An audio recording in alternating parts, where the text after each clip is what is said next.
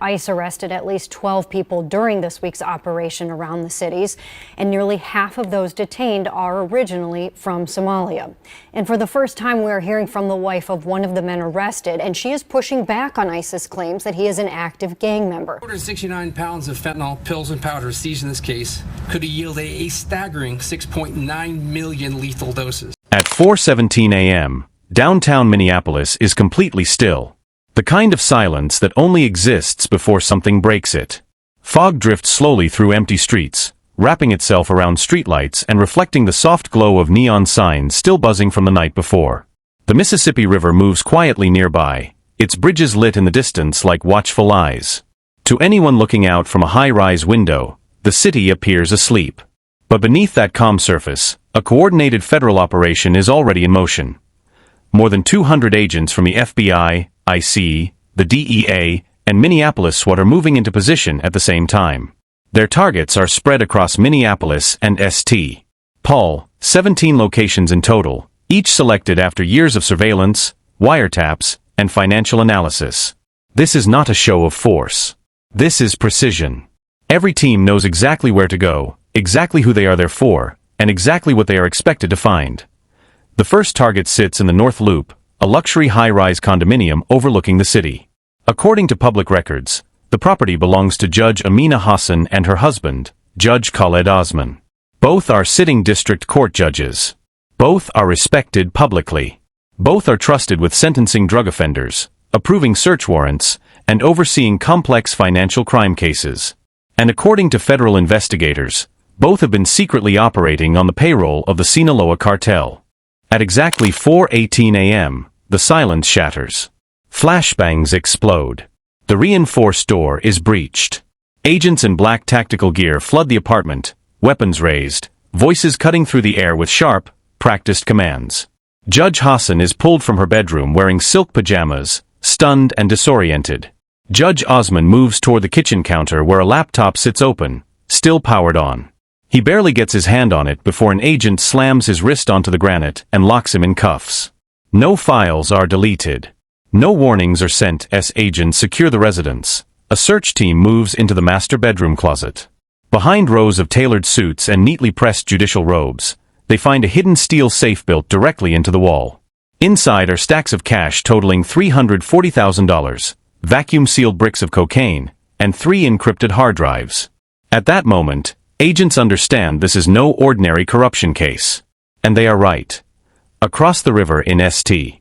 Paul, another team breaches a private law office registered under a shell entity known as North Star Legal Consulting. From the outside, it looks legitimate. Inside, there are no clients, no case files, no legal correspondence. Instead, there are humming server racks, stacks of falsified court documents, and ledgers tracking wire transfers worth millions of dollars. This office was never meant to serve clients. It was built to serve a system. In Bloomington, near the Mall of America, federal agents move on a logistics company operating under the name Great Lakes Freight Solutions. The front bay tells a clean story. Pallets stacked neatly. Forklifts parked in rows. Shipping manifests clipped to clipboards. But behind a false wall in the rear of the warehouse, agents uncover the truth. A full-scale cocaine superlab. Industrial scales. Hydraulic presses. Cutting agents. Packaging stations. And nearly 2 tons of pure cocaine already divided into kilo bricks, each stamped with the Sinaloa cartel's emblem, a crowned serpent. One agent radios command with a simple assessment. There is enough product here to flood the Midwest for 6 months. 30 minutes later, the operation takes a darker turn. In a secured storage unit in Eden Prairie, agents open sealed steel boxes and find encrypted USB drives, financial documents written in multiple languages, and a laminated master ledger. Printed across the front in block letters is a name that changes everything. Operation Northern Gate. Beneath it, a single name is highlighted in red. Rashid al-Malik. By 9:30 a.m., everything seized during the raids is delivered to the FBI Regional Cyber Forensics Lab in Minneapolis. Analysts begin working through layers of encryption. It takes 4 hours. When the files finally open, what appears on the screens is not just a criminal network. It is a blueprint. A fully operational shadow judiciary. Flowcharts map dozens of shell companies, offshore accounts, fake non-profit organizations, and real estate holdings spread across Minnesota, Wisconsin, Illinois, and Michigan. At the center of the web sits Rashid Al-Malik. Al-Malik is not a judge. He is something far more dangerous. A judicial power broker. Someone who understands how the system works and how to bend it without breaking it. Investigators identify his connections to segments of the Somali diaspora community, influential figures within the legal establishment, and the Sinaloa cartel's North American money laundering division. His role is clear. Identify judges who can be influenced. Recruit them early. Control them quietly. The files reveal that Judge Hassan and Judge Osman were never random targets. They were selected years before they ever took the bench. Their wedding was funded through a shell company. Their home was purchased through a cartel-backed real estate trust. Their children's private school tuition was paid by a fake charity tied directly to Al-Malik's network. In return, they delivered something no amount of violence could achieve. They made cases disappear. Warrants were delayed until evidence went stale. Key materials were ruled inadmissible. Arrested cartel members walked free within hours. Charges were reduced or dropped entirely. Seized drug money was quietly returned under technical rulings authored by Judge Hassan herself. And whenever federal agents began closing in, case files were reassigned to judges already on Al-Malik's payroll. One FBI analyst leans back from her screen as the picture comes together and whispers to her supervisor that this is not corruption. This is command-level collusion. The Minnesota justice system has been turned into a cartel protection service. Her supervisor does not argue. He simply looks at the list and says one thing: find everyone on it. At 5:44 a.m. the following morning, the Unified Federal Command Center comes alive. A massive digital map fills the wall. Across Minnesota, Wisconsin, and Illinois, more than 60 red markers pulse in real time. Each one represents a location tied to Operation Northern Gate. Stash houses. Money laundering fronts. Corrupt judges. Complicit lawyers. Cartel logistics hubs disguised as trucking companies, restaurants, import-export firms, and even medical clinics. Senior DEA field director steps up to the microphone and issues the order. All units are greenlit for a full-spectrum takedown. Authorization is granted to execute warrants on all flagged locations simultaneously. This is not a drug bust. This is a network eradication.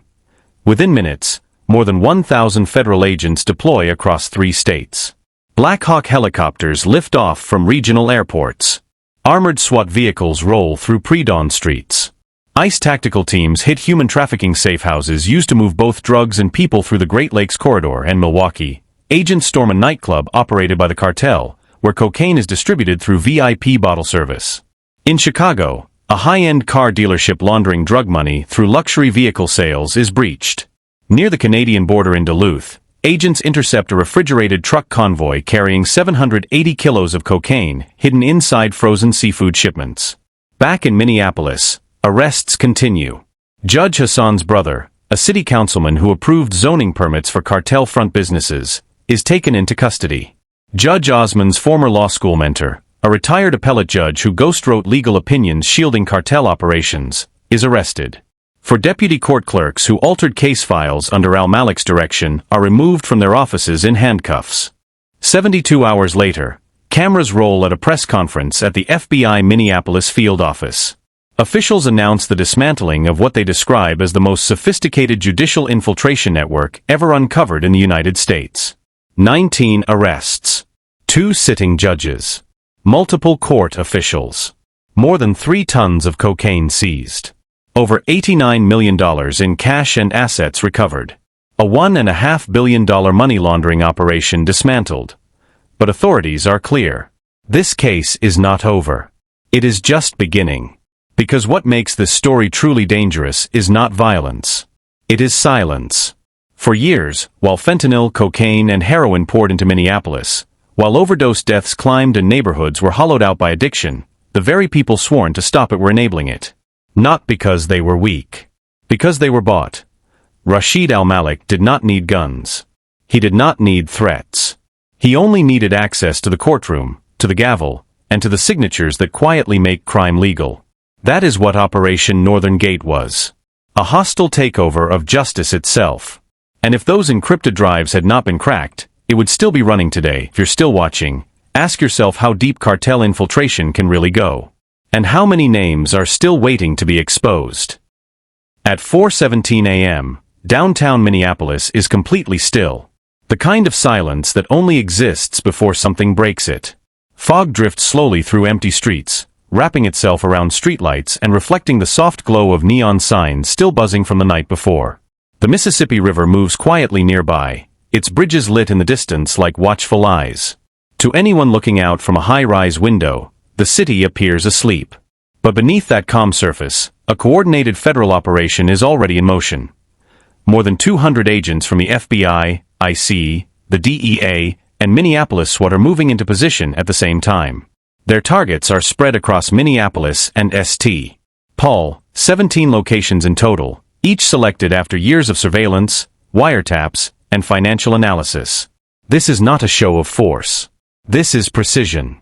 Every team knows exactly where to go, exactly who they are there for, and exactly what they are expected to find.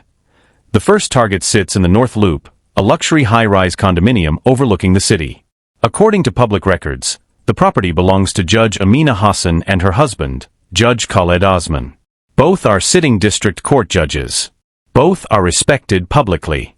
Both are trusted with sentencing drug offenders, approving search warrants, and overseeing complex financial crime cases. And according to federal investigators, both have been secretly operating on the payroll of the Sinaloa cartel.